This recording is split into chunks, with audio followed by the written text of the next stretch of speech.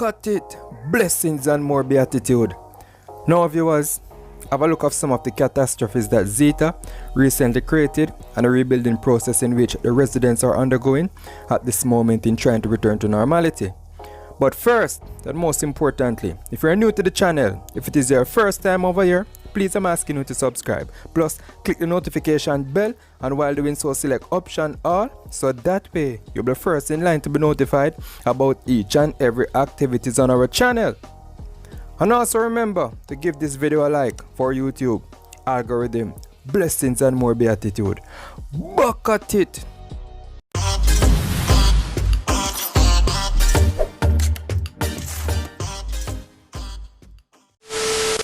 Our news team first visited the community of Dumby Holden in St. Catherine, where flood waters settled on Gilbert Avenue and into the living quarters of some residents.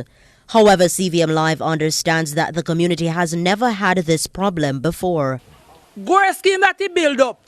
Block off the wall, dump off the drain, cut a little beanie drain, and the little small drain that him cut, he can't manage so much water because water come from everywhere, come down this way. What happens it? He flood out houses, he flood out shop, he flood out my vehicle, inside of my vehicle covered with water right now. When I came out here, my shop flood out. I have to get black, empty the fridge, get black, and put the fridge on it. Member of Parliament for the constituency Fitz Jackson and Councillor for the division Gary Nicholson acquired the assistance of workmen to dig a pathway in a bid to reduce the flooding. The perimeter fence constructed by Gore's development is the main cause. However, I must say that efforts were made to put in some drains. We have now learned that there has been some landslide which blocked the drain, and we spoke with Gore's development this morning, who assisted us in providing a tractor. Meanwhile, on Johns Road in Spanish Town, a large tree blown down by heavy winds blocking the main road. Firemen attempted to clear a section of the roadway, however, up to 6 p.m. on Monday, the tree was still there. Residents took it up on themselves to direct motorists. The flatbridge corridor in St. Catherine was rendered impassable on Sunday. The Rio Cobre River overflowed its banks.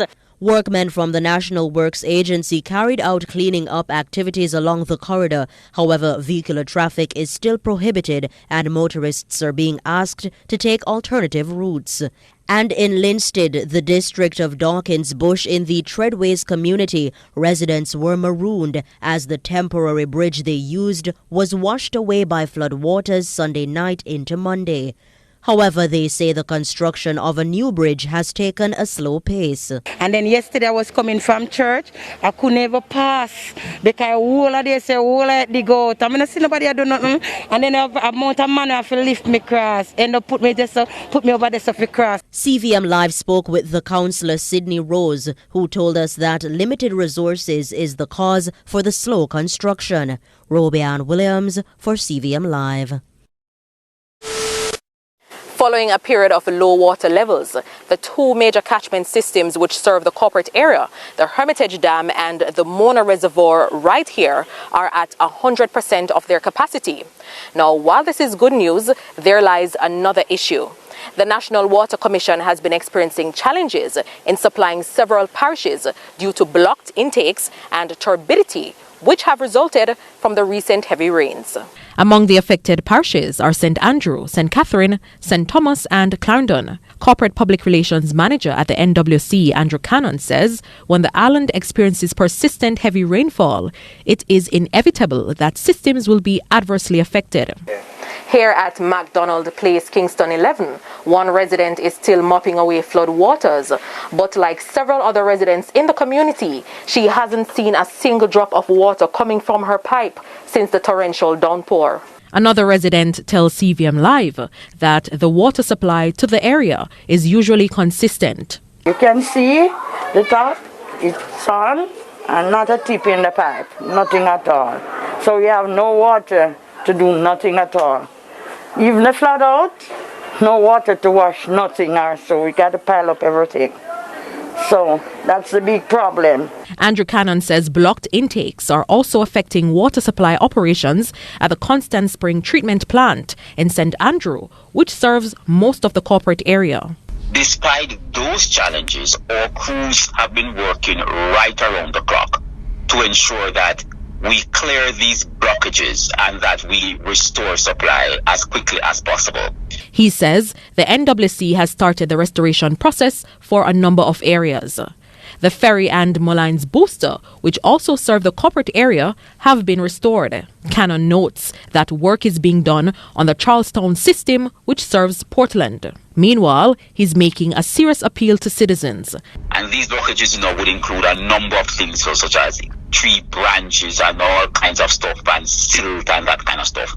It really points to the need for us to really take care of our watersheds. Aladdin Love for CVM Live. The sun is out, but things aren't looking very bright for residents here at MacDonald Place, Kingston 11. On Tuesday, we visited the home of Barvia Cunningham, who was still cleaning up the mess caused by Sunday's heavy and prolonged downpour. As you can see, she is nowhere near finished. She has had to endure flooding for 3 years and is now on the verge of giving up. A health issue may also be brewing at her home, which she shares with her mother and her 2 children, aged 18 and 9. When it rains heavily, I get flood out, the filth run right through the house. So I get the water from that direction, the side and the front. She mentions that the Jamaica Labour Party councillor caretaker for the area, Glendon Salmon, has given her a tarpaulin. Currently, Barvia isn't employed and is unable to purchase the necessary materials to rebuild her house. I need some black and steel to carry it out because the land have to be dumped. The People's National Party councillor for the area, Patrick Roberts, has visited her home since CVM Live brought the issue to his attention. He says the cesspool company will drain the pit on Thursday, then he'll take it from there. Some of her neighbors have also been experiencing challenges and are in desperate need of assistance. For Sonia Williams-Bell-Navis, a health issue is also knocking at her door. Whenever the rain falls, all feces come up from the street into my yard. Even more alarming is the possibility of the roof in her bedroom, which she shares with her sick husband, caving in due to the persistent heavy rainfall. She's appealing to the Member of Parliament for the area, Prime Minister Andrew Holness, for help. I'm pleading for somebody just to help me with some material so I can just go ahead and see what I can do. This elderly resident, Bernice Grant, is also overwhelmed. Me have to go up on my bed and turn on my fan and kneel down on my knee on the wet mattress. It never dry. Inside me have to stay in the wet place. Unfortunately, the sun betrayed the residents today because hours after CVM Live left the community, the hope they had for drier days had been washed away. Barvia, who has it worse than everyone else, is back to square one. Aladdin Love for CVM Live.